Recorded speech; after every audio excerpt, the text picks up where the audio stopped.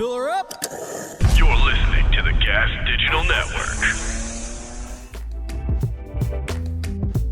Master of Punk's Tamer Sages, the king of the ring himself. It's your boy Thicky Smalls, Gerard Michaels in the house.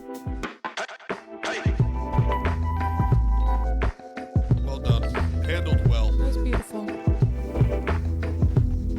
Are we live? Are we live? Back in Florida. I'm going to assume we're live because I can't hear anything. So here we are. It's your boy, Gerard So if you Michaels. can't hear, that means we're live? I think we're live. It's your boy, right. Gerard Michaels, here in sunny Boca Raton, Florida. Back after It's not a week. sunny, it's raining. Well, you know, I'm trying to paint a picture for the nice people, man. Ah, man, come on. We got to keep it G real, G. It was nice when I was driving over here and I got my back to Really? the window. So in my mind, it's sunny.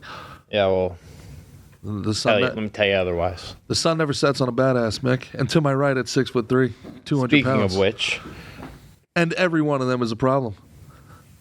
The CEO of the RNC, the master of punks, the tamer of sages, the king of the ring himself, Slick Mick the ruler, Mickey Gall, ladies and gentlemen. How what are up, you? dog? Mick? I'm Doing doing good. great. Doing well. Doing well. We did more than well on Thursday. Thursday night, we had our very first live audience, live taping of the Slick and Thick show, and it was incredible. Yeah, it was dope. I was It really was happy with the way it all came out. Everybody who was there was very pleased. I got texts, DMs, a whole bunch of messages. Everybody was saying how fun it was. People were saying it was a 12 out of a 10, the show. I was very happy I was happy that, I appreciate everybody coming out. They came out in droves, and, I'm happy that we delivered as well. And I mean, come on, what do you expect? I mean, are we not going to deliver? We got some pictures. Now the full episode's going to come out on Friday for people that want to check it out. Friday, the full episode will be out. But anytime you want to pull those up, Christian, would be great. The pictures, man, like the event was incredible. We had Jim Miller, the most fights and the most wins in UFC history. We had Roger Matthews from the Jersey Shore. JWoww's baby daddy. JWoww's baby and just daddy. an all-around fucking cool, Just a cool fucking dude. motherfucker. Cool Just dude, cool American man. Yeah, he's a man. You know? He's a manly Yeah. man. We had Yeah. Frankie the Answer Edgar. Yeah. The Champ and the Tramp Champ. podcast. We had none other than the owner, the king of New Jersey comedy, Vinny Brand, on the panel with him. We had the great Enzo Amore. There he is, EA, rocking his first ever comedy set. Won't be his last ever. I Yeah. think we gave him the bug. Yeah. Yeah, no, I think I know this is going to be high praise, but he's like his character, it's like Dice-like. You know what I mean? Like the way him doing him, he just got to, he comes together, makes some jokes and like put some time into it. He's got the wit and the the pacing and all that stuff. Like, I think he's gonna do well with the comedy. What do you think as a professional comedian? Stage presence, 1,000 on a scale of 1 to 10. Stage presence, 1,000. Yeah, Like the dude. his whole little walkout, his little introduction. He and shit, he owned the stage before he walked onto the Yeah. stage. So comedy takes time, no matter how good you are. Comedy takes time to understand. It's like, think about like fighting. You take a badass fighter, street fighter like Kimbo Slice, and then you go and you do it professionally. Doesn't matter how there's a ton of talent and there's a ton of. Yeah, no, it takes time to get good at any of these like arts. You know what I mean? Like you gotta just really gotta put your time refine in. it a little bit, Yeah. and there's just nothing. There's no amount of talent that can replace the reps, Right. And I think, look, if Enzo decides to go this route, forget it. Give it a year and forget it. This Yeah, dude, he's a writer, man. He writes, Oh. and he's got like all the what do they call that? Lil Wayne always does, and it's supposed to be like in the SATs, like this is like that. Yep. What is this freaking called? I'm drawing a blank on it. The analogies, the metaphors. Metaphors. Yeah. Yeah. He's got like his metaphor. Like I think that's gonna translate like super well. His 100%. promos to comedy. Yeah, there's no doubt about it. John Kirshner, our boy, did very well. Nick Bush did very well. Our own Omre, our own producer Omre, came in second in the comedy contest. It was not beneath him to beg his way onto it, thankfully. Not beneath him to get on his hands and knees and grovel and beg. And the last minute, mind you, to come on. Is that what he did? I can't really see Omri getting on his hands and knees. I will never not beg for a good spot. And you know what? You took the absolute. You took the ball and you ran with it. You did great, Omri. You had a great 5 minutes. You got good praise from Vinny Brand. But As also probably not the only time this has happened, you were beaten by a girl. Cass O'Malley with the big W in what she so eloquently phrased as the Meathead talent show, I believe it was. Not really wrong. In her Meathead variety show. Meathead variety show. Not wrong. You might have missed her saying that because she only posted about the show once, but... Oh, yeah, we're a little disappointed in Cassie. You were like, yeah, Cassie's going to bring out like 25 people. Yeah, well... Did Cassie bring one person? I don't know. I don't know. And she won. She won, and with which means she gets to be featured as the host of Who's That John? Her Who's That John podcast is doing very well. We'll get her on the hot seat, and we'll next time we're in New York, she'll be a featured guest, and we'll ask her why her Instagram was broken the week of the show. Promotion's important. Yeah, it'd be nice for if the comedians that were putting on brought the people, but. We ended up doing a good job of that ourselves. Yeah, and that's the thing too. Like, there's this big thing in comedy where it's like, I'm not a bringer. Like, it's like beneath you to have people come out and watch you, to sell tickets. Yeah. It's like, well, there was 130 people there, right? How do you think they all got here? Right. How do you think they got here? Yeah. This is one of the things. So what? I'm a bringer because all these people that came. Like we're bringing. I don't get that completely, dude. When Carol Ann and I toured, they just want to just show up and. Yeah, it's like I'm an artist. I'm not. I'm the artist. It's like no, fuck that. You know what that is? I get that. No, that's a cop out, because if you can't get a couple. You don't have that many friends. One couple. If you can't get one, worse than that, buddy. If you can't get one couple to come out and watch you perform, do something else. Right. Nobody likes your art shit. Must not be that good. Nobody likes your shit. Right. And we saw that in the fighting too. The fighters, it was odd watching the pro-am that we went to on Saturday. Maverick MMA. That was really well done, Maverick MMA. That was an incredibly well done show. But wasn't it odd that the better fighters had the bigger crowds? Yeah. Like my boy Jared tore the roof off that place. The roof exploded, and Jared came out throwing hands, man. Yeah, you talk about owning the moment violently. Fought violent. That's what I like, man. And then we had Omri up there doing interviews with the guys because Gas Digital is going to be sponsoring their first MMA fighter. Is that right? Yeah. That's. I'm not going to have to go pick them up and drive them to places, am I? The fighter? Yeah, I think my one day as Omri's intern was enough. Yeah. I was Omri's producer. You didn't like the way I treated my interns, G? No, I didn't. Oops. Yeah. Well, what'd you think of the fights, Omri? That was pretty cool. Getting you got like high level media credentialed. You got to go backstage, kind of go as you please. What'd you think? Oh, it was so fun. I'm so glad I went, dude. It was very, very fun. It was exactly what I wanted it to be. So, I guess you got to come up with the video and stuff. But when are you guys going to be announcing who the sponsored fighter is? It's gonna take a while. It's gonna take a while. I'm still. Well, because it's not. We're not gonna try to do it off of one video. I'm gonna try and do it like again and again. It's gonna be like a whole like competition thing. It's gonna be a process. We're gonna start releasing these things and then drum up interest behind it. All right, so then we should get a Kickstarter for your rental car going now, so that we know for the next time we can get out there. Yeah. Hey, yeah. I had money for a rental car, and they wouldn't give me a rental car because of credit scores. Now, I thought if anyone in the world, credit score. Yeah, they ran my credit. I don't have a credit score, and they wouldn't let me rent a car. I prepaid online, so I thought I'd be fine. So I thought if anyone in the world would understand me being upset at credit scores, it would be G. I get it. I totally get it. I get that it's a scam, but we also have to live within the scam, unfortunately, unless we're ready to, hunt humans, as Christian was so great at explaining. Yeah, not you, Christian. The Bronze Star Christian, not the black stripper girlfriend Christian. Just so people don't, if we're following, we understand. Yeah, you got me a little worried, Omri, because like you had asked like a month before, not Rachel's breakfast, and then when you Christian. called me the day of, like, can you come pick me up? I was like, what the fuck is he talking about? I was like, I set all this up. I had to send in names. I had to do a whole bunch of shit to make this on the up and up. It has to go through commissions and all this stuff. They did me favors, and then you were like, yes, I'm trying very hard not to bail. I was like, trying hard not to bail? What the fuck are you talking about? Like, why is this? How is this happening? I'm happy it happened. Yeah. But if it didn't, I wasn't involved in would this. have been real mad. I wasn't involved in this at all. But you became involved in it. I wasn't a part of the production at all. I wasn't a part of the discussions. I wasn't a part of the pitch. But somehow I became the driver here. Yeah. You were Omri's intern, and I was his producer. It was, yeah. We all have our roles to play, G. Yeah. Yep. We sure do.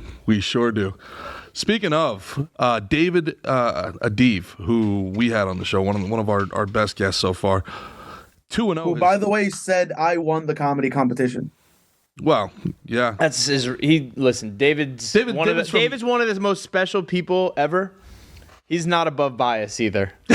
I was a little Israeli, a little Israeli pride there, a little brotherhood. David, but actually, no, I did have other people reach out. My friend Charlie, who I talked about, reached out and was like, "Yo, your producer won that, man." Omri, I thought you had a great. Omri I thought the start of it.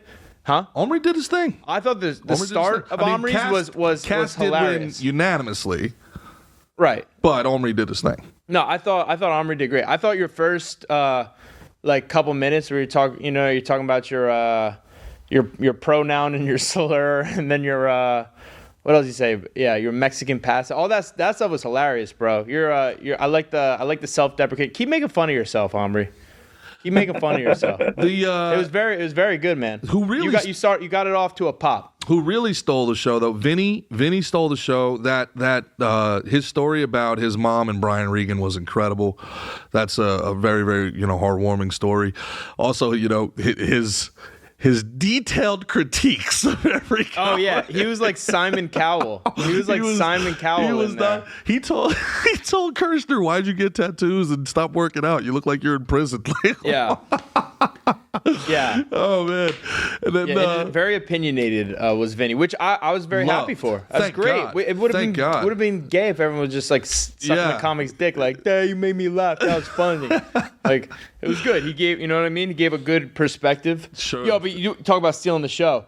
Scoop, bro. Jason Scoop. Jason Scoop crushed it. Jason Scoop. I got a lot of messages about him too. Yeah, a lot of people asking. I think he gained a lot of new fans that my like MMA community. Sure. That they're gonna be following Jason Scoop now. Scoop's one of my oldest friends in New York comedy, man, and I love that dude, and he got caught up in like one of these leftist witch hunts back in the day. Otherwise, he'd be massive. He'd be on Saturday Night Live. His impression game is unreal, and just a good friend of mine for a long time, and he came all the way out from Long Island to do that. We had some comedians complaining like, "Oh, I'm only doing 5 minutes." Scoop came out to do 6 minutes from Long Island. Yeah. And this is for every young comedian listening to this, all right? Beyond promoting the shows, beyond understanding the business side of this thing, right? And coming to terms with that, coming to grips with that. It's not how much time you have. And it doesn't matter if it's on TV. It doesn't matter if it's in a short film or in a movie. It doesn't matter if it's on stage. It's not how many beats your heart takes. It's how many moments take your breath away. No, shit, I fucked more it or up. less. No, more or less. Let's cut it back again. That's more or less the point. It was not how many breaths you take. It's how many moments take your breath away. That's right. That's right. But anyway, I'm sorry. That's I couldn't help saying so that. Scoop came up. He did 3 minutes twice, and he tore the house down twice. And everybody was talking about Scoop at the end. It doesn't matter. Scoop. I'm sorry. I jumped on you were going to give information to things, and no, that's pretty much it. You did it. No, you did it. That's it. When you make the most of your 5 minutes. That's it. Crush your 5. Yeah. Dominate your 5. More is not always more. Sometimes there's a lot of comics, especially younger comics, that have been doing like 5-minute bits where they have a great 5, and then they want to stretch it to do 10 and 15, but the last 10 minutes are terrible, and then nobody remembers the first 5 were Peter's good. Out. It's like, oh, well, then you kind of snitching on yourself there. But Scoop came all the way out and crushed it. And then for the people that were lucky enough to get invited to the after party, stuck around and hung out, Scoop, the show wasn't over. I think we have a little bit of a video that we could pull up. You mean lucky enough? All my people were invited to the after party. Yeah, everybody. but they had to come to the show to be invited to the after party. Oh, right. For the people who are lucky enough, I guess. There was a couple people that didn't come to the show. They wanted to come to the after party. It was like, buddy, are you talking the impression he did? The impressions. Yeah. Scoop was on fire in the after party, man. And then we have a little tiny video that shows a little bit of what he was doing. Yeah, we got to pull. There we go. Let's pull up. Oh, this is great. Yeah, can we full screen this? Yeah, get to see a little bit of Scoop's Town. Maybe stretch it out, expand it or something. I don't really know how computers work that well either. We definitely need sound though. I'm playing Scrabble the other day.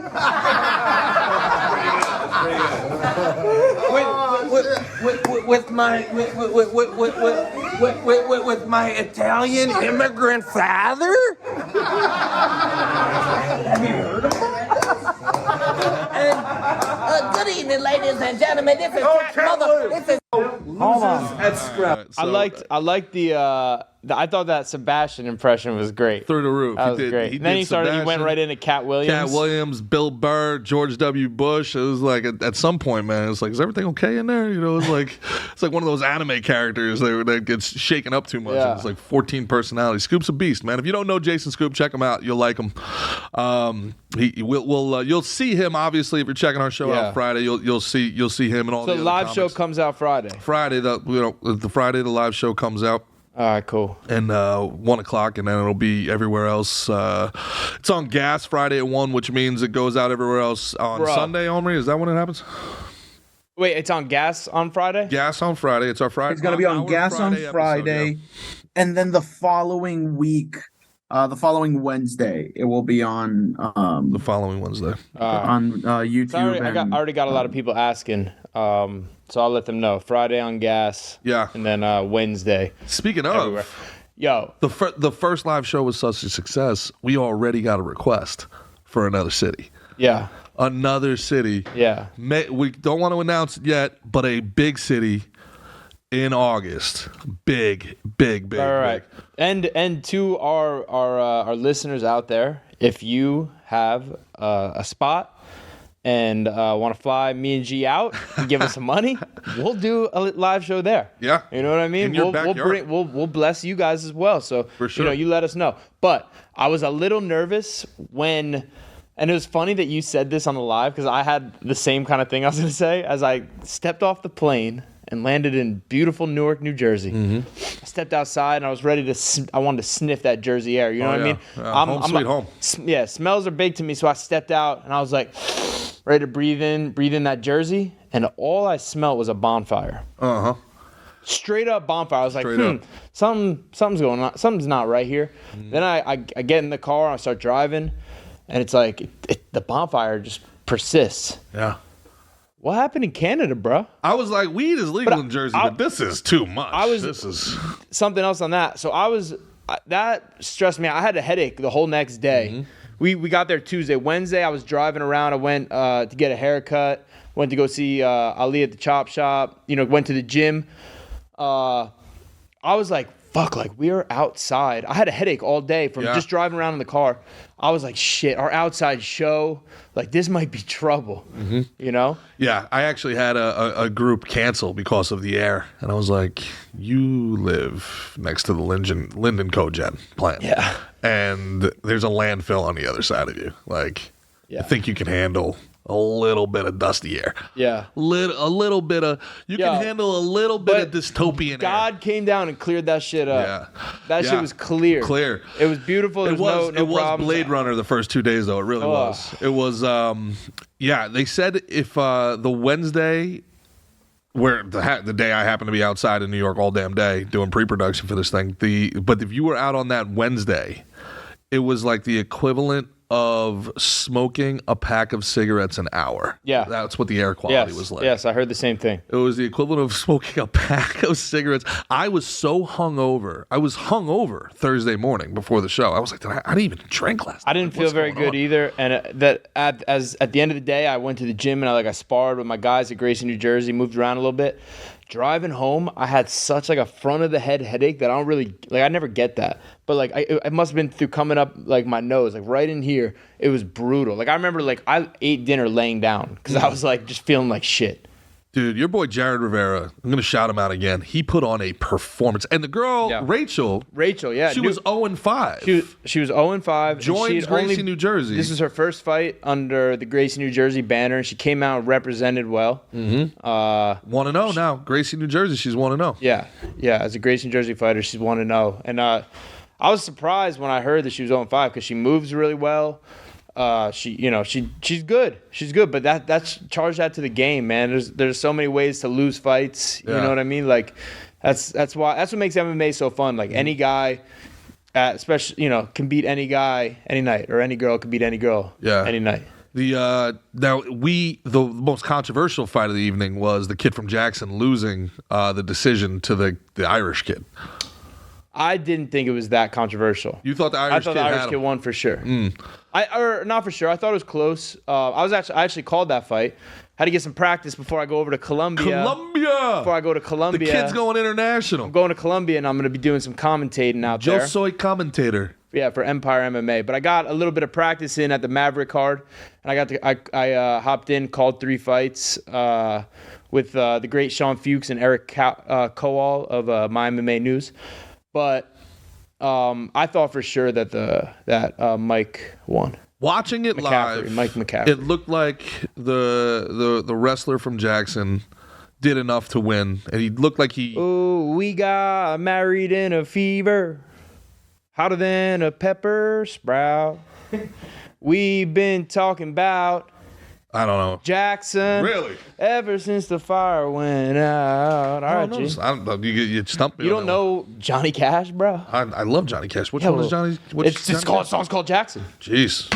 Johnny Cash, June Carter Cash. I need to check yourself. Refamiliarize myself with the entire man's catalog. Yeah. Obviously. But now, as much as I thought maybe that kid won after the fight, and maybe this isn't fair. The Irish kid looked like he just ran 5 miles. He had a little sweat going, but the kid from Jackson looked pretty busted up. So yeah, I mean, he dropped the first punch he threw of the fight. He dropped the kid, and he mashed that kid's face on that first shot. And then he got taken down. He definitely lost the third round. I believe his name is Mike McCaffrey. He definitely lost the third round, but I thought he won the second as well.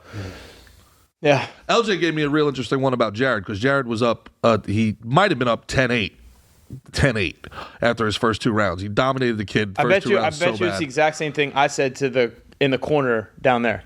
So I was asking LJ. And LJ, by the way, LJ Raboli, who's LJ's like a savant. Like he's a 6'3", 145-pound fighter. One of the most talented. He's my little brother. Like he's literally, we came up at that gym since we were like, I think he was 13 and I was 16. So we've been, he's everywhere. Every UFC fight I've been to, he's been there. Every, fight he's had, I've been there. We were actually at the Wind Creek where we were. Mm-hmm. He had a kickboxing fight when he was like 16. Really? He took it and it was just me and him there. Sands went and found him at the Sands. Yeah. The Sands. Now it's called Wind Creek. But yeah, the old Sands at Bethlehem. Yep. But yeah, he's beyond talented not just like in his fighting skills, but his like analytical side and like his coaching, like he's A1. So I'm interested to hear what you're gonna say, and I bet you it's the same shit I was saying. Well, I wondered, what is the mentality of a fighter who knows 100% knows they're up 2 rounds to none going into that third round? Do you take your foot off the gas and you just try to get to the end? Do you throw caution to the wind and go for the finish? What do you do? And what he thought was, he said something that initially sounded counterintuitive to me, because in my mind, you go for the finish for like 10 seconds, 20 seconds, and then you just run around and take your win. He said the exact opposite. Yeah, what you're saying is dumb. Apparently. So what he said is the guy is going to try to come out super hot for 30 seconds to try to steal the victory. That guy needs to, remember we talked about open scoring? Yep. That guy knows he's down. He didn't need open scoring to know he was down 2 rounds. He got beat up and slammed each round. Yep. So he knows he's got to come in, he's got to get a finish. Mm-hmm. So he's going to come in there swinging and banging and trying to make it happen. Yep. Yeah. So you stem the tide for 30 seconds and then let the guy punch himself out and then go for the finish. Yeah. Basically, I mean, each fighter, it's going to be different. But what I was very proud of with Jared was his patience there, because when the second round ended, if he had 20 seconds more, he's probably knocking the kid out, right? He had the kid on Queer Street ready to go. Then he came out in the third and he was very patient. He was just Shout waiting. out to Pride Month, waiting. by the way. Yeah, that's why I said it. He was waiting. He was waiting and really took his time and didn't rush. He didn't feel like I need to do something right now. If it's not there, it's not there. Sure. A lot of times guys will, they force stuff. If you're forcing it, you're doing it wrong. If you're forcing shit, you're doing it wrong. Yeah, is that like one of those things where it's kind of a pride comes before the fall moment where you're thinking more, you're not in the moment, you're thinking more like, oh, I need this knockout to get seen by the UFC or something like that, or it'll look better if I get I this. don't really know what you're talking about. What do you mean? As opposed to being like a smart fighter, maintaining patience, taking the easy W, a knockout is worth more. Well, look, it's at the same time, man, it's very easy to, Monday morning quarterback a fight. Now, Christian, you've had a couple amateur fights yourself, right? It's different. You're in the shit when you're in there. You know what I mean? Like, you're in it. It's when I was actually talking about this in the commentary booth. When you, like, I see fighters, like, in their first fights and stuff, it's probably just like a blur. Like, you're just like, fight, right? But then the more seasoned you get, the more, all right, relax, read, react, more calm kind of you are, and you're seeing things differently. When you're just in the shit, you're just going and you're forcing stuff and punch overhead, you know what I mean? You're just one to the next, to the next, to the next. But when you can be calm, cool, collected, that's when you're really the most dangerous. And with experience, that comes. Christian, did you ever experience the adrenaline dump? Did you ever have an adrenaline I dump? was literally about to say that. The adrenaline dump for your first couple fights is crazy. You could probably relate, Mickey, but I don't know if you remember that far back for your first. Of course I do. Of course I do. First fight or so, but yeah, the adrenaline dump's absolutely I've only had like crazy. 15 fights, including like my amateur ones, and I've had 11 in the UFC. Yeah, that's actually crazy. And I guess I do remember that. But at the also, it's 2-minute rounds. If you know what I mean, if you're signing up to take a fight and you can't last like 6 minutes with a break in between each, well, what are we doing? You're probably not gonna translate to a very good pro fight. I mean, my first fight, hitting mitts for 1 minute, 2 minutes, completely gassed just because of the adrenaline dump. In the locker room? Yeah. Oh, okay. Yeah. Oh, you had it in the locker room. Often. Oh yeah. Not during the fight. It was like an hour before the fight. Yeah, for me. Yeah, like heart. Boom, boom, boom, boom. Mine just like in diamond gloves between the first and the second round. Like I couldn't get up off the. That's what I mean. Once I'm in there, I've seen guys like who have their first fight and they like are coming out and they're like pumping up the crowd. Yeah. They're pumping up the crowd. They're jumping up and down, jumping up and down, jumping up and down. Like feeling the moment, feeling themselves. And then at the end of round one, they're like. Yeah. They almost didn't let me fight. My blood pressure. I was and I was in good shape back then. But I've been drinking like Red Bulls all day to get like pumped up. Now I know it's like apparently the worst thing you can possibly do for yourself, like drying myself out and they take like your blood pressure and like your vitals before. Yeah, and I had a fight canceled like that. I was my opponent was drinking Red Bull, and the fight got canceled. And I had sold over 100 tickets to the fight. Yeah. So I had I had so many like friends and family there, and I didn't get to fight. It was brutal. I was about to do that to that guy, and the Danny Doyle was able to talk her into it and be like, I tried talking them into that. They were not. I was. Does this look like a guy concerned about blood pressure? Let's go. Yeah. Yeah, it was. But the adrenaline dump between the first and second round, for somebody that's never experienced adrenaline dump, I don't know how to explain it. It's like your body just shuts off for 5 minutes. It's like you're telling your arm to get up, and your arm's like, meh. And then it's not a cardio thing. It's a chemical thing. Yeah, it's like a neurological impasse. Your brain just is like no. Yeah. Yeah. I don't know what the. I guess it just your adrenaline gets jacked up and then it all comes down and it elicits a lot from your body, right? I'd be interested to know what the actual science behind it. Science behind it. Yeah, I wonder if it's like a fight or flight type of a thing. You know? It's like you see like guys that do those. Then you kind of realize, all right, this isn't that crazy, and then you relax. Because you never get to that peak, right? So the more you do it, the less likely you are to get that adrenaline spike like that, you know. And I don't know, maybe there's a doctor watching this. Maybe one of the doctors that watched our show and diagnosed me with ADHD could tell us what. I got an article right here. Pull it up. Let's see what it says. I can't read that. If you could read that. Stress hormones unleash a surge of energy. Was explained, blah, blah, blah, blah, blah. Sutherland found that the adrenaline accelerates the breakdown of sugar in the liver to provide quick energy during moments of stress. He later discovered that the hormone stimulates individual cells in 2 steps. First, it latches onto the receptor of the cell surface, and then it's just a bunch of science talk. I won't go into that, but oh, thank goodness. So it's like you give your body a mental liver shot. Is that kind of the idea here? It does look like it's an actual thing, yeah. Yeah, adrenaline dump. Weird. Yeah. Some of that stuff's odd. Another thing that's odd, I don't know. Did you see the ESPN article about Oliveira? Yes. Charles Oliveira, yes. who is fantastic. Charles Oliveira is fantastic. Yeah. And, man, you're about to make me go off in a second, bro. His story is fantastic as well. What I don't understand about this article, and who wrote this article, Christian? Like some guy who like grew up like watching basketball and baseball. I'd really need to know who. Yeah, we should know who. This isn't Mark Raimondi, is it? Is it Mark Raimondi? Because he's actually like a legit MMA coverage. I assume this. Remember when Stephen A. Smith? Yes. was like being like talking about how Cowboy quit. And yes. Like obviously Stephen A. You should stick to basketball because you don't Joe understand. Rogan, to his credit, said Rogan let him know. Bro, come on. But in this article, they're like trashing. Basically trashing like Jim and they like Nick Lentz. Yeah. And both of those dudes are some of like the fucking hardest, most badass dudes I know. You know? Yeah. Like those are real, like legit seasoned vets. To like, the point tough where guys. Dustin Diamond Poirier credited Jim Miller with helping him develop the plan he used to defeat McGregor. Right. The most pain Dustin ever. Okay. The most pain Dustin was ever in the cage was when he fought Jim Miller. I was actually at that fight. That was at the Barclays in Newark. And Jim Miller has one of the most powerful leg kicks ever. Does he? Let me tell you something, brother. He didn't give you the real one. He threw with his right leg. Jim's a southpaw. Oh boy. That's an inside leg kick. Jim has countless times kicked my leg out where he kicks my leg out from under me where you like take a knee. He's done that to I bet you anyone in Jersey who's been lucky enough to train with him. Yeah. Kick the leg right out. Boom. A very kindly podcaster having a wonderful evening. Yeah.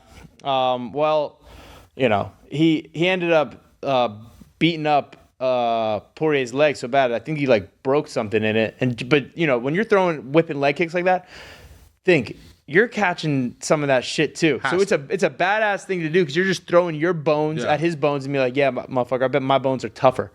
I bet I'm tougher. That I'm gonna just take that. My nerves aren't gonna feel the pain. But going back to the article, I don't know what's wrong with ESPN and also Daniel Cormier specifically because they're talking a lot of fucking shit on Jim Miller. Really? And it's so unfounded, so ridiculous. Daniel, I feel like they're piggybacking Cormier because him on his show on ESPN was saying he doesn't think Jim Miller's a UFC Hall of Famer, which is so ridiculous. The guy with the most fights and the most wins of all time. Most fights and most wins, Jim Miller. And he's not done yet. He's still going. He just had a 23-second knockout. Look, I think Cormier's a little bit of a hater, and I also think I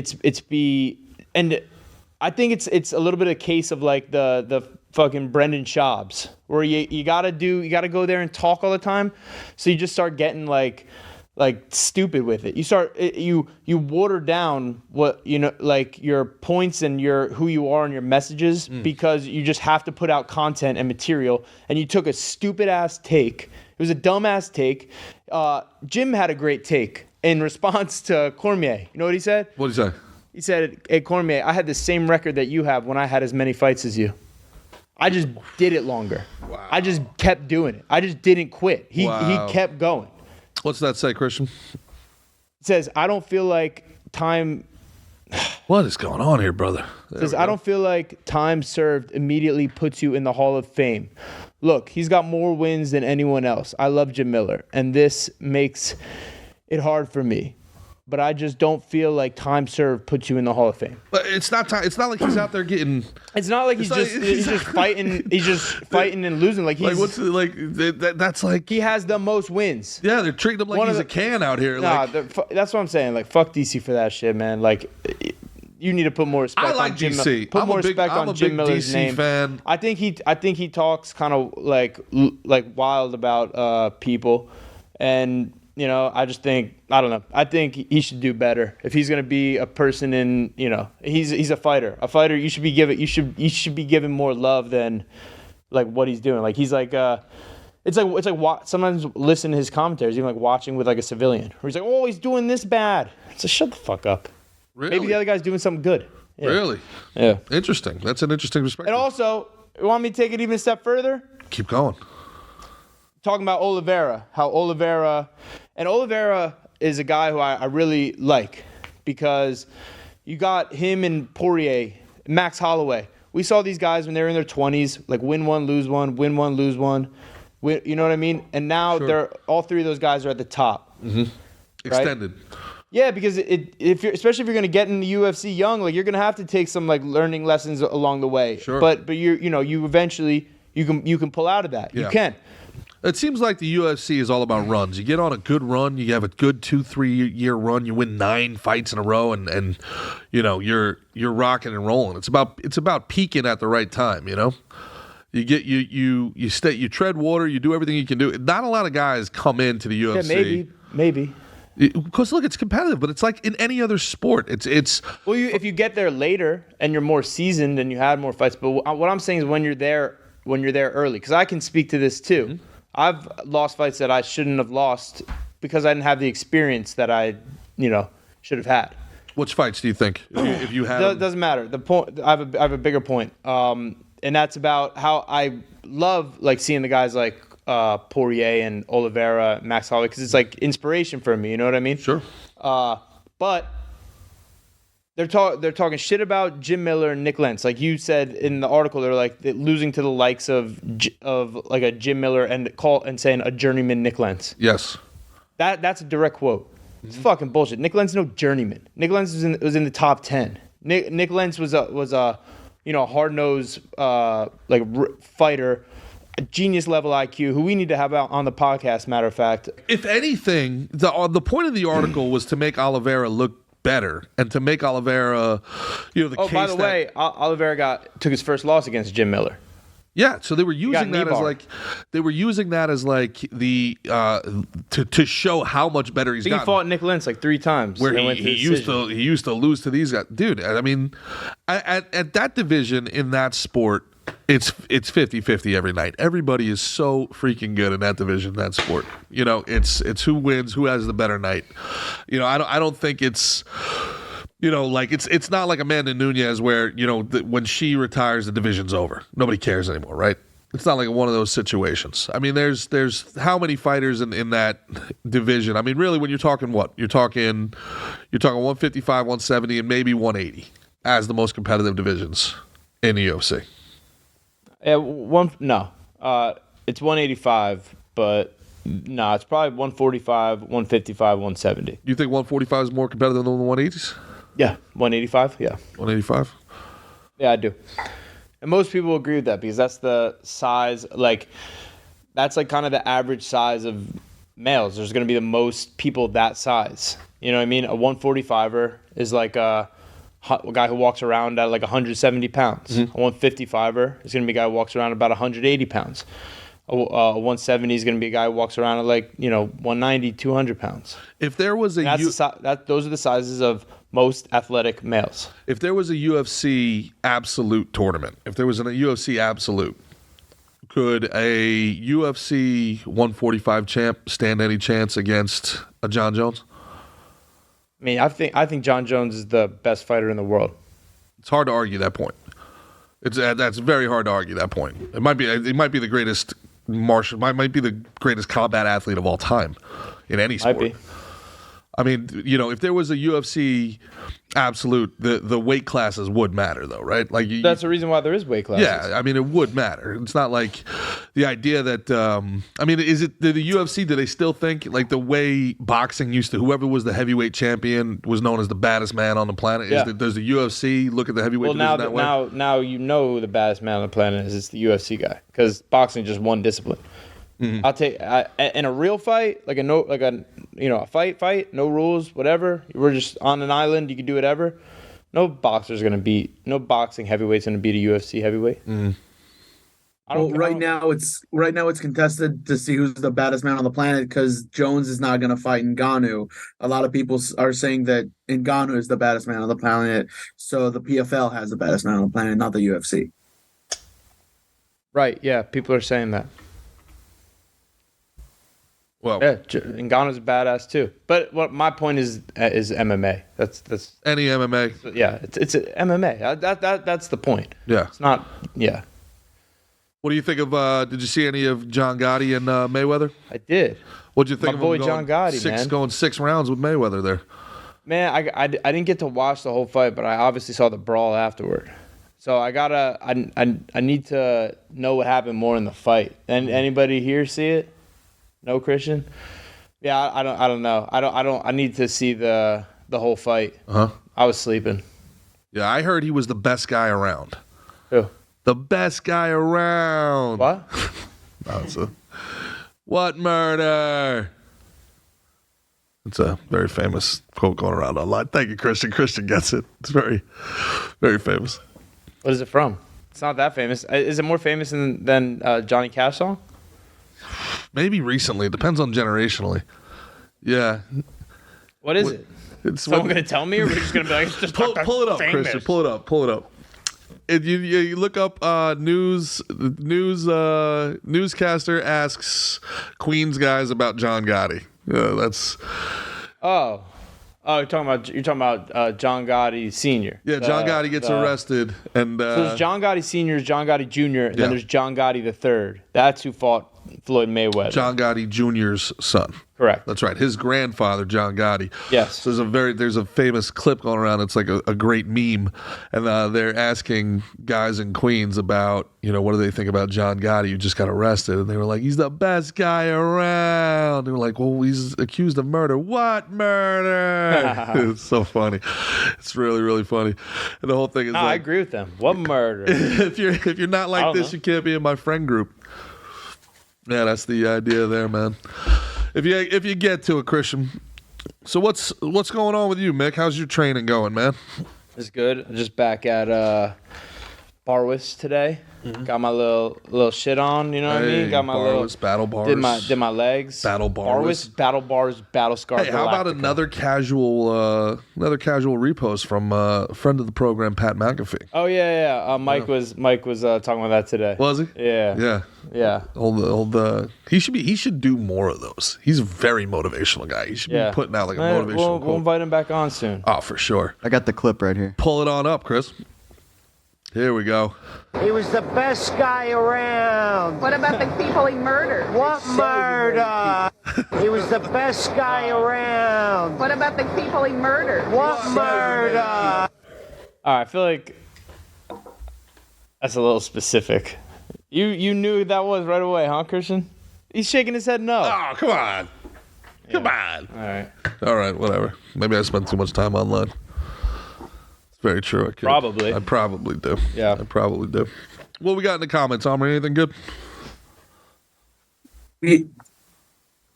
Sorry about that. We got one question for Mick from our old friend Ricky Ricardo. Hey. He says, how far up do you think your heart rate goes when you're in the middle of a fight? Like when you're in a round? I don't know exactly, but I know my thing could go over 200 beats per minute. I don't know exact, but I used to wear a Whoop when I trained. Whoop. I used to wear one of those when I trained, and that thing would go up to like over 200 at like my max, like my peak. What's your resting heart rate? My heart rate? What's your my resting heart rate? What your wetting heart rate? What this baby talk for the rest of the time? What's your wetting heart rate? my Westing halt weight, I think, is I'm trying to remember. When I'm like in camp and like in like shape and stuff, it's like in like the high 30s. Mm-hmm. When I'm in like really good shape and like train a lot, so you'll be like as low as 37, as high as like 41. Mm-hmm. Yeah. What's yours? 70. Well, this isn't resting. Resting is when you like first wake up. Oh, really? Yeah. Oh, well. So now mine's probably. I wake up. Now I'm sure mine's over. Mine's over 60. It's a good day. Yeah. I wake up. It's still. I wake up. Bro, it's a good day, when are we gonna get you a CPAP machine? Bro, you know. We need you. Why don't you mind your own business, buddy? Fromer said you looked really good. Our boy Jeff Fromer was saying you looked really good. He said you look like you've lost a Mickey since he's last seen you. Yeah. No. You hear that? He thinks you lost 215 pounds. That was a big topic of conversation after the show was how good I looked, but it was really it made you think about how bad you must have looked before. It was the way that they gave me the compliment that was really a disrespect. Yeah. They kept being like, "Man, wow, you look really good." I'm like, "Thanks, man," because you didn't before. Yeah. I'm like, no, I know that's why you make the changes. Yeah, but no, you were disgusting. No, I get it. No, thanks. But like, no, like you look good. Don't stop. You still have a long way to go. Well, okay, this is so. Anyway, thanks for coming, Mom. But it was. What are you down to? What's your weight at nowadays? I don't know. They still don't have scales that heavy? Yeah, I don't know. You gotta go on like an industrial. I gotta go to the junkyard and get it checked out. You know, I just haven't been able to schedule the lift. You gotta go to the junkyard. Yeah. Gee, they got truck weights at almost every rest stop. Yeah. Okay. I don't think that's true. You have to go to a truck stop for the truck weights. Yeah. I don't know. But yeah, it's less than it was and more than it should be. That's somewhere. I don't know. Yeah. Well, congratulations. I feel great about it. Thank you. Yeah. Yeah. No, it's great. You're welcome. It's yeah. I don't know. I like it. See, again, the problem becomes like, you know. Why did you just get depressed? It seems a little depressed, sad. huh? Yeah, in the arms of an angel. Like somebody play some Sarah McLachlan over here. It's like it should have been like, you know, why didn't everybody like, man, you look really good? Just stop there. You know, like the second part of it can be implied. You don't have to go deep. Well, this is good advice for people who want to compliment their friends who may have been a big gross fatty and then became became, you know, more like a normal looking human that could fit through doors. She did have to walk through doors like this. I've been so delusional for so long that I just always thought of myself as that 230-pound athlete. So like even like I'm like looking at it, I'm like, really? You know, couple days of dieting, I'll be back. You know, they got me in striking distance. Yeah, I'll you know, right. I just skip breakfast a couple times. I'll be all right. Yeah, it's nothing. That's bad. Good advice, man. That's good advice. Yeah, look, it sucks. It sucks as you get older. It sucks when you know. It's just part of it. It's part of it all. But look, it's not great. I mean, it's good to get a compliment, but also at the same time, it just goes to show you can't. But they can't really. I mean, I don't know. It's like I feel like you're almost being a little sensitive about it because you're not that anymore. Yeah, but that's what it is. That's the problem. What do you mean that's what it is? That's the real problem, right? Is whatever, any sort of fuck up that you've done in your life, there is no getting over it. It's there forever. So if you're looking for external validation, you're in big trouble. We talked about this on the American Glutton podcast with Ethan Suplee, which was, you know, pretty cool, and it was, you know, got very vulnerable on that one. But the bottom line is, man, if you know, you got to handle your own business, and compliments are just as much of a trap as disrespects, right? Like the people who disrespect you can use that as motivation and stuff like that. But at the same time, when you start using disrespect as motivation, you start seeking out that disrespect. Like you can get 100 compliments and only listen or worry about the one person that has something negative to say. Right. You know, that's a trap online where you get like 100 people who like your stuff, but then the one person who says something negative, that's the person you interact with. That's the person you argue with, and you spend an hour of your life arguing with this idiot. But then you're also training the people who follow you like, oh, that's how you get my attention and my affection. So then you're training your people to be disrespectful to you. You know, you really, especially if you're gonna be in some sort of a public life, you have to figure out a way to immunize yourself from external validation. Especially the compliments, because the compliments are addicting. There's nothing like attention from an attractive female. There's nothing like getting respect from another male that you respect. These are why we do things in life. You know, that kind of, it's almost like tribal. It's that, oh, I'm part of the tribe. I'm doing good. Like there's something intrinsic to it. It's important in life not to let the highs get too high and the lows get too low. Yeah. You can't let the compliments make you feel like, yeah, I'm the shit, and let that be your source of validation and pleasure. You got to know that shit yourself. Know that you're practicing discipline and doing the right things, the hard things in your life. That's what's going to give you actual validation, real validation that you can actually be proud of yourself. And it's the same way, like when someone says something shitty, you can go like, yeah, I know what I'm doing. I know who I am. I agree with you, but I'd go even deeper than that. I agree with you. I think you have to figure out a way to insulate yourself from external validation completely. And it's about the mission. It's about the goals. Now, you could take life as a feedback loop, right? So if you're getting certain feedback about certain things, it's good to interpret that and make whatever changes you need to make accordingly. If everybody's like, dude, you're an asshole, you should at some point... You should be like, no, I know what I'm doing. At some point, there's pause for self-evaluation, right? But if you're very mission-oriented, goal-oriented, that is how you get on track. And then the compliments that you get along the way and the hate that you get along the way, you're able to like just kind of like thank you and keep it moving, thank you and keep moving, because that's here in the now, and my mind's already in the future. Does that make sense what I'm saying? Yeah. Like I'm not sitting here going like, hey man, that's great. I'm already thinking about what's next. I'm already thinking about what we have to do next. Like, hey man, that show was great. The second it ended, we got that call to do another show. I'm thinking about that show. We're on to it. We're on to the next thing. Like, as long as you're mission oriented and goal oriented, you can kind of insulate yourself. And I think when my life really fell apart and I gained all the weight, became an alcoholic, and I lost purpose to a 100%.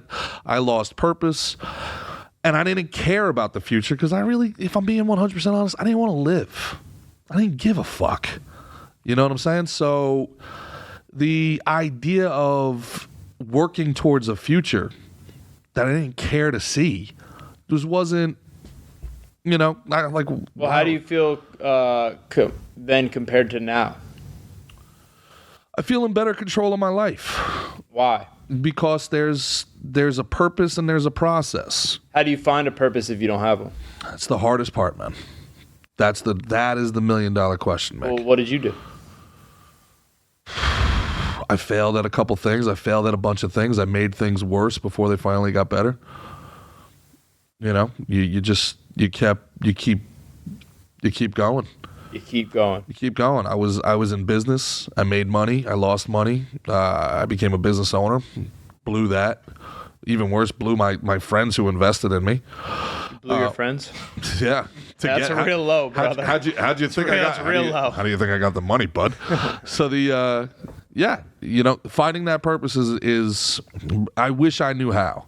I wish I could tell people how to do it, because that is the magic elixir. I think that's enough of a roadmap. You know what I mean?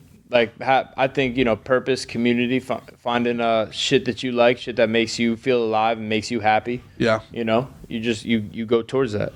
Yeah, for sure. I also think really try to identify where in your programming things went wrong. Like this idea that just because you're smart, right, or you did well in school doesn't mean that you should take up a trade, right? Like if I had it to do over again, man, I should have just been a firefighter or some shit. I should have just been this idea, like if you're intelligent or you're ambitious, your career has to define you. Like I need to have this really impressive career and make this really impressive amount of money. That's external pressures for sure, but that's that you make up. That's where I disagree with you. I think that's built into the I think school anyone curriculum. I think someone who's within, yeah, maybe, but then that's conditioning. That's not. That's what I'm talking about. Programming. All right, but that, sure, we're all have to undergo some sort of programming, but you have to identify. We all have that you've been programmed in that way. Right. Because I don't know about you. Maybe it was different for you guys, but for where I went to school in Old Bridge, New Jersey, and shout out to everybody who came out to see the show. Love y'all. But where we went to school, I had a guidance counselor straight up tell me that for people that don't know, baseball, you talk about getting screwed, NCAA screws baseball players. You're not draft eligible for 3 years if you go to a 4-year school. So one of the best things to do if you're a really good baseball player and your goal, your dream is to play professional baseball, is to go to a JUCO. It's so much smarter than going to a 4-year school. Okay. But I had a guidance counselor straight up tell me people with 1,400 SATs don't go to community college. All right, but why are you taking your advice from a guidance counselor? Because you're a kid. Who do you take advice from? I mean, I guess it's easier in hindsight, but I don't know. You're telling me you didn't take advice from you? I don't know who my guidance counselor was. Listen, maybe I'm an anomaly, but I don't think I am. I think there's a lot of people that get advice. Are we going to talk about how dumb a lot of the school system is? Let's again? go. Like we've done this. We've done this before. We know it's not. It's to make worker bees and tell you to go to school and go be a part of the system and do all that shit. But I'm not saying you need to juke the system 100%, but you have to live your truth. You have to identify that that's part of your programming. You have to be able to see. You talked about it before. I think we have to live our truths, and we have to, our children and the people we become part of, we have to encourage them to live their truths and not just be like, go to school and there's your new mommy and daddy. You listen to whatever they say, and everything they say is Bible. Like, it's crazy. I think you're misinterpreting what I'm saying. Do you see somebody? If you had been, let's say you decided not to be a fighter, right, and you became a construction worker. Do you think you would have been conditioned to see that as a failure? Would I have been conditioned to see that as a failure? Yeah. Would the people in your life think like, wow, you're living out your potential if you had been a construction worker? I feel like you want me to say no. No, I'm just saying. I'm asking a legitimate question. I don't know. I think it would because I come from a family of construction workers. I think it's different strokes for different folks. If I was a construction worker and was happier than I am now as a fighter, then I would say it was a win. Of course, but that's kind of the point I'm making, is that if you are intelligent or if your aptitude is good, if your scores are high, they do everything they possibly can to dissuade you from becoming a trade worker or a construction worker. You have to go to college. You're too smart to do this. You're too blah, blah, blah, blah, blah, right? If you to the point where there was friends of mine that became construction workers right out of school, and me and my friends would be like, oh, so-and-so fucked up. So-and-so didn't go to college. So and that was the way we were brought up to believe. I guess I kind of get that too. I think it was yes, I know, it was important for my family for me to go to college, and that's probably their conditioning. You know what I mean? Hugely. It was such a big deal. My dad went to college. My dad paid his way through college. That was such a big thing because my Uncle Stevie and him were the only two guys to go to college in the family. And they looked at that like, well, I'm one of the only two guys to go to college. And it's a huge achievement.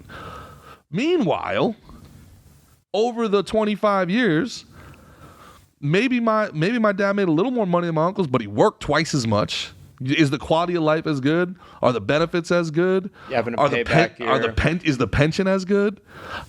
I don't know.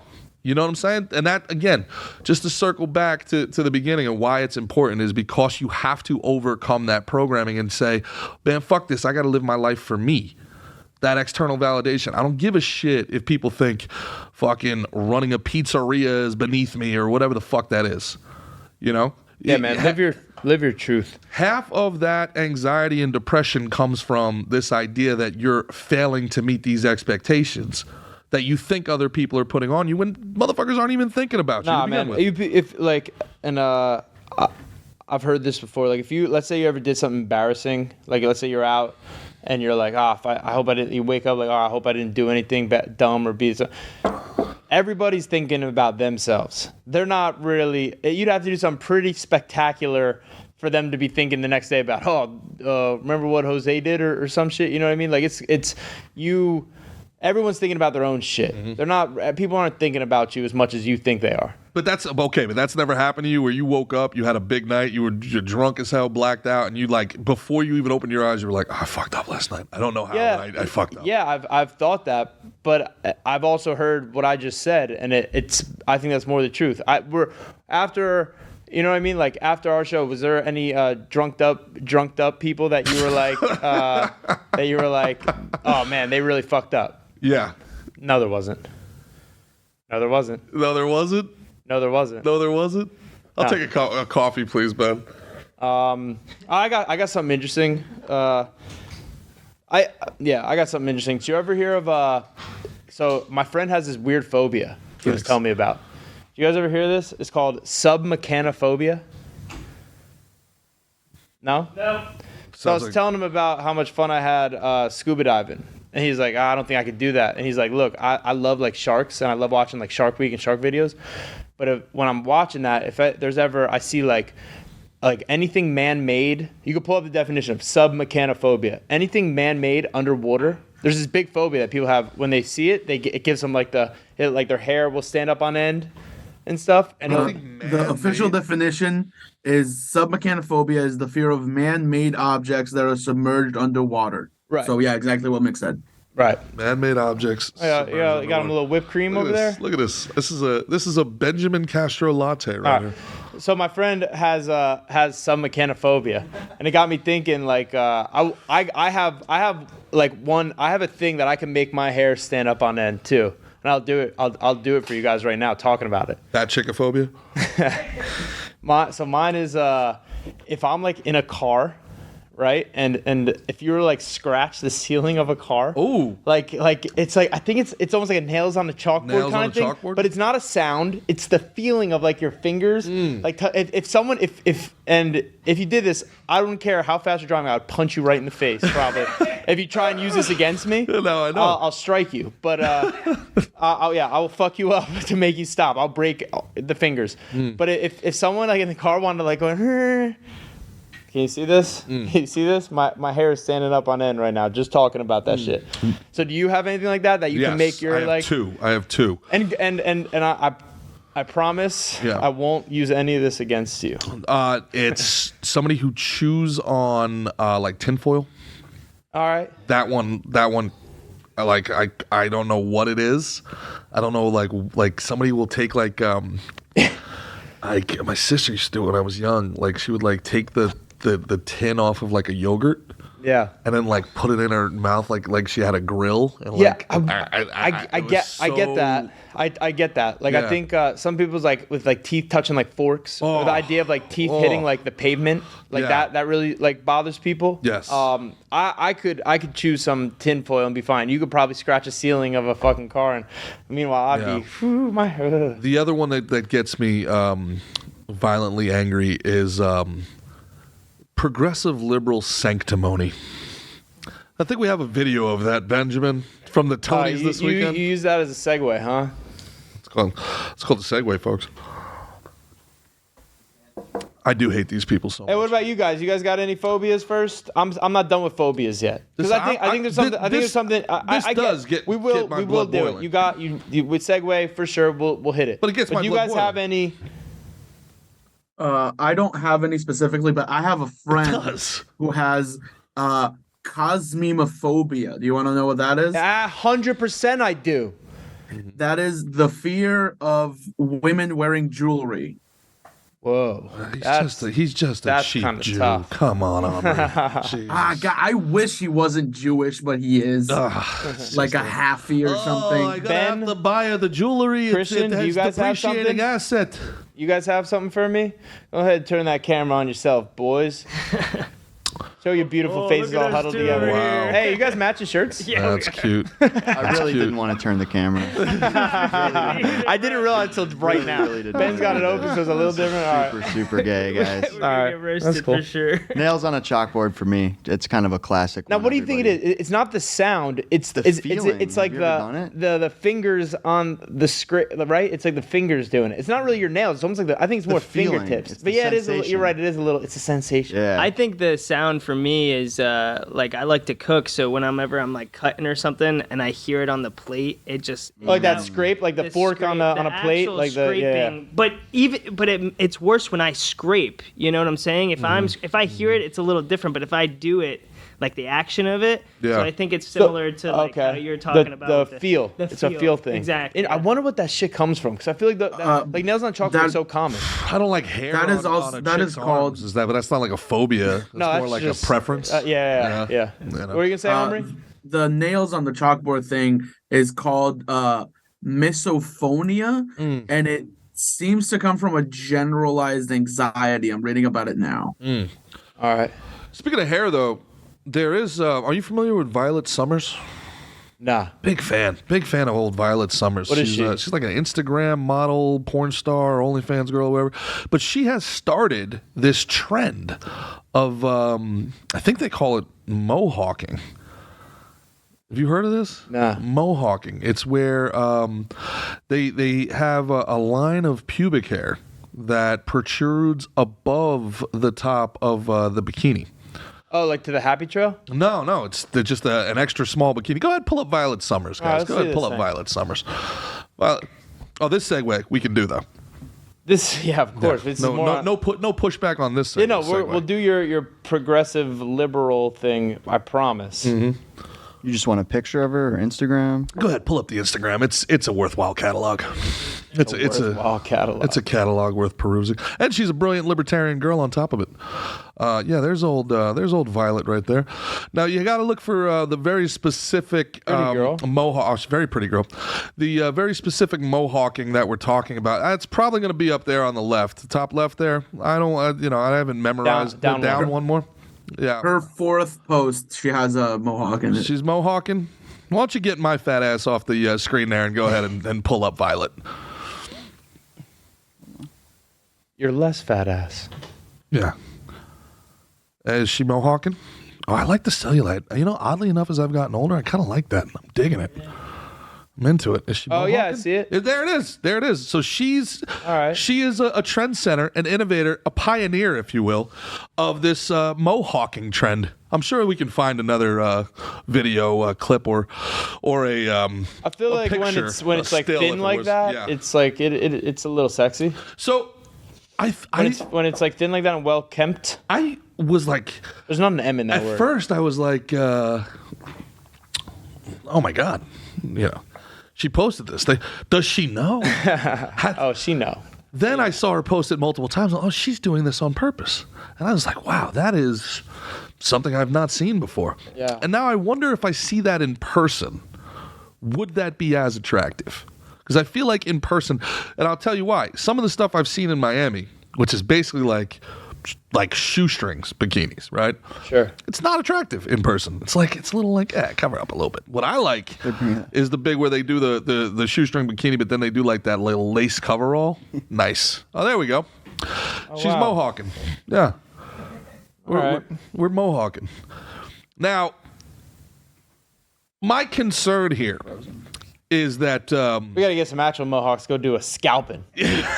we're gonna go scalp them. Nah, I mean I Put some don't. scalps. I'm tomahawk. I'm like you too, bro. From the or I'm not. Maybe I'm not. But from the eyebrows down, I want the girl to pretty much be relatively hairless. Yeah, let's. You know what I mean? Have some hair on your head and eyebrows. They're cool. Then the rest of it, you know what I mean? Yeah, yeah. But are you a Bush guy? No. Clinton? I kind of like that. I like that. I like the landing strip. I'm a landing strip guy. I'm not mad at that if it's, you know. I was with a girl one well-kept. time, man. She was like a Hawaiian tropic model too. She was baddie, and she had like hair around her nipples. Oh yeah. She was very, very self-conscious about it. very self-conscious about it. But I was like, so what do we do here? Do we shave this? Yeah, do do we you nair pluck them? this? How What do we do here? how thick of hair are we talking about here? It was like it was like a ring. It was like a mustache. She had like double D boobs, really? and it was like a ring around. Oh, the she nipple. gotta like wax that shit. I know. I think. She claimed I it don't was know. like an It's my adverse preference. effect from her birth control. People also, by the way, and now we're gonna get killed if I talk about this because we're two straight white males. How dare we? But birth control's wild, man. What birth control does, hormonal, got to be very specific. Hormonal birth control, what it does to women is wild. Yeah. Have you read into this at all? Yeah. It's insane. Yeah. It's insane. It's kind of crazy. I hope that because of what happened over the last 2 years, 3 years really, with the pharmaceutical industry and the medical industry, I hope people start really reevaluating everything that they took as kind of gospel from these authorities. And I was in pharma sales for a little bit, as you know, and I was taking these doctors out on my job was basically to entertain these doctors. Right, like wine and dine them. And my girlfriend at the time, she had just moved in, and it was like Jekyll and Hyde. We moved in together. I love this girl. She was the greatest girl ever. And then we moved in together, turned into a completely different human being. And she's screaming at me over the phone. And these doctors are like, oh, trouble in paradise. And I'm like, bro, this is crazy. She's been like this for like a week, man. And they were like, is she on birth control? And I said, well, it's weird you asked that because she just switched to this stuff called Yaz. And they all started laughing. They were like, uh-oh. That's why, huh? That's a crazy pill, my friend. And then they went into explaining to me like what the function of this hormonal birth control is. And it's asinine. It's crazy. If you have this dad, Baby Gronk, I don't know if you've seen this guy. He's insane, trying to get his kid like to the NFL, even though he's 8 years old. He's basically the dad of Spike from Little Giants. If this guy starts putting his kids on hormones, on steroids, from the time he's 12 years old, he's going to end up in jail. We do that to girls every day, all across the country. They have acne or they have their period early. Period tough, yeah. So we put them on these hormones and they microdose hormones for the next 15, 16, 17, 18 years of their lives. So they're ready to have a kid. Now here's what's crazy. Then they go back on it. What's nuts about it is this is the craziest part. What they're finding out now is that it affects who they are attracted to and how they react. So there's this idea and there's this theory that being on birth control makes you more attracted to effeminate men because it tricks your body into thinking that you're pregnant. So you want to stay away from anybody who would be aggressive or a threat to your unborn child, even though you're not pregnant. So these women who have been on this for their whole lives, they're with this 5'6", 125-pound docile guy, with his Warby Parkers and his "I'm with her" T-shirt, and they get married. She gets off birth control because she wants to have a kid. Within 6 months, she looks at this guy and is disgusted by him because that's not what she's attracted to whatsoever anymore. And it happens so often. Now, every feminist in the world is going to come after me for this, but I'm telling you right now, don't believe me. Do your own research. There's some wild shit with hormonal birth control. The way it changes who people are attracted to, the way it changes people's entire personalities, the way it's some wild stuff. And the fact that we have so many women across the country on this from such a young age is something that needs to be reevaluated immediately. Yeah. You want to hit your other segue now? Sure. Speaking of crazy feminists, this was at the Tonys, which I know nobody watches. What is the Tonys? Is that like the stage acting? Yeah, awards? it's the Broadway Awards. So take a look at this thing. 2023 Excellence in Theater Education Award. And while I am certain that the current governor of my home state of Florida will be changing. Is that a boo and then a clap? No, it would sound like one boo and then, They got music in the background? Yes, you go, girl. Stand up and clap, racists. It sounded like ooh, not ooh, boo. It It sounded was like ooh, she went there. She said that. These I don't understand this idea where these people really see themselves as the good guys. It annoys me to no end. Hate Ron DeSantis for his policies. Hate Trump for his policies, sure. Trump says dumb shit, sure. But this idea that these smug, rich, elitist motherfuckers are somehow the good guys and better than everybody else is asinine to me. And then on top of it, it's such an abusive gaslighting for this room full of Democrats to call somebody else a grand wizard when it was the Democratic Party that started the KKK. Right. But the parties change, right? Did they? That's one of the biggest lies ever told in history, that the parties changed. So now we're supposed to believe that FDR was really a Republican? FDR, by the way, who took Asians of any nationality and threw them in a camp for 2 years. That was because of Pearl Harbor, right? Sure. Yeah. Koreans. No, it's not cool. Koreans who hate the Japanese because of the Japanese have been raping Korea for years were thrown in camps because they look like Japanese. Yeah. Asinine. But now internment camps. It's like this woke projection of everything that we accuse you of being. And I'm sick of it. I'm sick of it. I'm sick of even tolerating it. I'm sick of people like not calling it out for what it is. What that shit is, that is fucking gaslighting. What that is, that's somebody who should be like shunned from society for accusing somebody that they disagree with politically of being the worst human being you could possibly be. Not just a racist, the grand wizard racist. Yeah, the head honcho racist. Head honcho racist. DeSantis is Hitler, Trump is Hitler, Putin's Hitler. How many Hitlers are there? There's so many Hitlers now. A lot of Hitlers, huh? So many Hitlers. You watch that and it doesn't register to you as like, you're like, whatever, just another day in paradise. What? When you watch something like that, I don't know. I mean, I don't know. I don't know what they're reading or maybe what propaganda they're getting that's making them think this. Mm-hmm. Well, because there's something with abortions, right? Yeah. Well, they won't let. They claim it's anti-LGBTQ and anti-black to not allow pedophilic and communist rhetoric in the books. Well, specifically the Grand Wizard statement came from DeSantis allegedly appointing people who have been all right with the KKK in the past. That's like the context for that.